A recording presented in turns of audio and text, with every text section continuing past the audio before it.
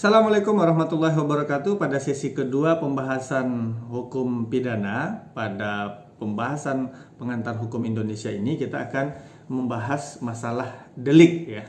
Delik, mungkin sebagian kita sangat jarang mendengar istilah delik ini, karena delik ini memang dipahami dan dipelajari pada program studi yang berkaitan dengan hukum ya.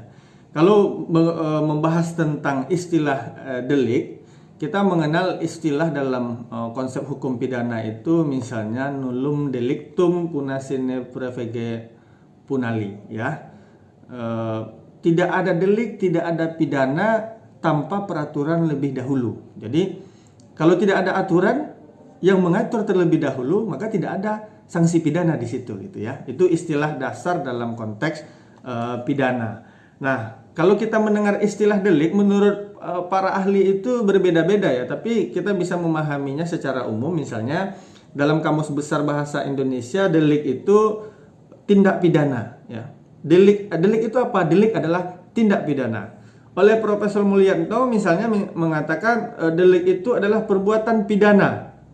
Atau Utrecht menyatakan bahwa delik itu peristiwa pidana. Kemudian yang lain juga mengatakan misalnya delik itu adalah pelanggaran pidana. Nah, kalau kita memahami delik itu secara umum, bisa tindakan pidana, bisa perbuatan pidana, bisa peristiwa pidana, bisa pelanggaran pidana. Jadi tergantung kita memahaminya seperti apa. Itu kalau kita memahami istilah delik ya. Menurut para ahli juga mengatakan delik itu ya sesuai dengan sudut pandangnya masing-masing. Nanti teman-teman bisa cek lebih spesifik tentang definisi delik. Nah, lalu kemudian kita akan membahas secara spesifik tentang unsur delik. Unsur delik itu ada dua. Yang pertama adalah unsur subjektif ya, unsur subjektif. Yang subjektif ini terbagi lagi atas dua hal. Yang pertama adalah kesengajaan.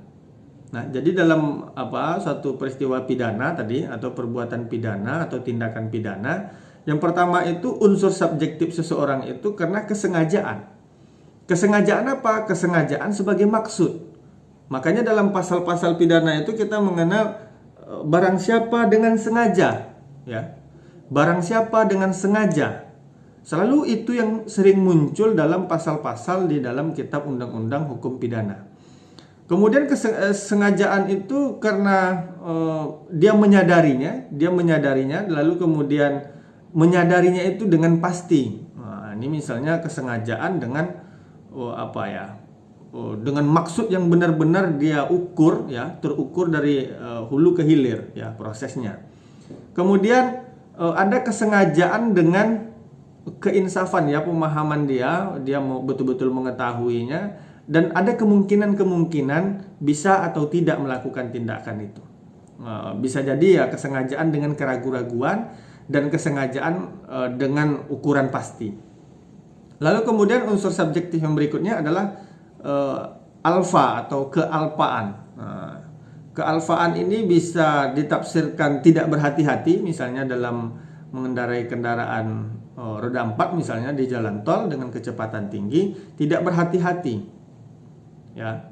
Lalu kemudian dapat menduga, dia mesti dapat menduga apakah ini perbuatan pidana, peristiwa pidana, tindakan pidana, atau ini wilayah perdata misalnya. Nah, itu kalau orang mau melakukan kejahatan bisa mengukur sedemikian rupa, itu udah luar biasa. Karena memang harus dipahami dulu, kalau bahasanya kalau ingin melakukan tindak kejahatan, ya mau masuknya ke wilayah yang mana gitu. Ya, karena kealpaan dapat menduga atau kelalaian. Ya, kelalaian menyebabkan orang lain meninggal dunia, kelalaian menyebabkan orang cacat permanen dan seterusnya. Ini adalah unsur subjektif dalam konsep delik ya. Yang kedua adalah unsur objektif ya. Yang pertama adalah perbuatan manusia. Perbuatannya itu aktif atau pasif ya. Perbuatannya itu aktif atau pasif. Dia melakukannya dengan ya seperti tadi kesengajaan, tapi perbuatannya itu dia lakukan secara benar-benar atau dia hanya sebagai pasif ya, pendukung misalnya. Lalu kemudian perbuatannya itu positif atau negatif. dalam konteks unsur objektif ya di dalam unsur-unsur delik itu. Yang kedua, akibat perbuatannya. Apakah akibat perbuatannya itu merugikan orang lain? Akibat perbuatannya itu merugikan negara, misalnya dalam kasus tindak pidana korupsi misalnya. Nah, akibat perbuatannya ini apa? Konsepnya adalah unsur sebab akibat. Dengan dia melakukan kejahatan itu, apa akibat yang ditimbulkan bagi masyarakat banyak? Apa yang akibat yang ditimbulkan untuk bangsa dan negara misalnya? Akibatnya itu apa? Ya, lalu kemudian misalnya tadi akibat yang ditimbulkan kalau terjadi makar pemberontakan gitu ya. Akibat yang ditimbulkan apa? Stabilitas nasional misalnya, masalah ekonomi dan lain sebagainya. Itu bisa bernilai unsur objektif. Lalu kemudian apakah di dalam tindakan itu perbuatan perbuatan pidana itu ada sifat melawan hukum atau tidak? Ya. Dan dapat dihukum atau tidak? Ya. Dia memiliki sifat melawan hukum dan dapat dihukum atau tidak? Seperti yang saya katakan tadi, tidak dapat dipidana jika belum ada ketentuan yang mengaturnya terlebih dahulu. Nah, itu tuh konsepnya. Yang terakhir itu adalah keadaan-keadaan, situasi-situasi dia melakukan tindakan-tindakan atau kejahatan-kejahatan itu dalam konteks unsur delik. Ya.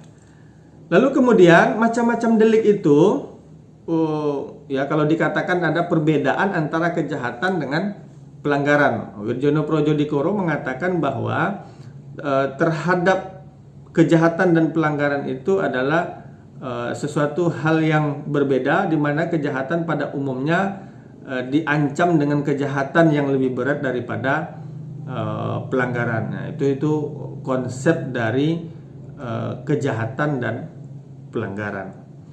Lalu kemudian kalau kita membahas dalam konsep yang lebih spesifik, misalnya perbedaan-perbedaan mendasar, misalnya cara perumusan ya, delik itu dirumuskan adalah tindakan yang dilarang ya, beserta hal-hal atau keadaan lainnya ya, jadi dia tidak mempersoalkan apakah akibat dari tindakannya itu, misalnya penyuapan, sumpah palsu atau pencurian, itu dirumuskan adalah tindakannya yang dilarang untuk sumpah palsu, dilarang untuk pencurian, tetapi dia tidak mempersoalkan akibat dari tindakannya itu. Nah, itu misalnya perumusan delik formal.